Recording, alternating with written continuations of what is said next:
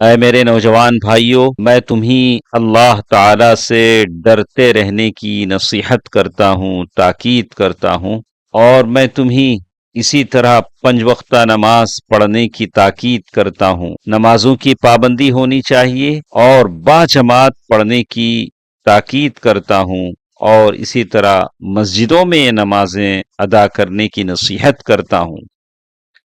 میرے نوجوان بھائیوں، میں تمہیں نصیحت کرتا ہوں کہ والدین کے ساتھ اچھا سلوک کرو، ماں باپ کے دونوں طرف کے رشتہ داروں کے ساتھ حسن سلوک کرو، اس لیے کہ یہ اسلام کے واجبات میں سے ہیں، اسلام کی ضروری باتیں ہیں۔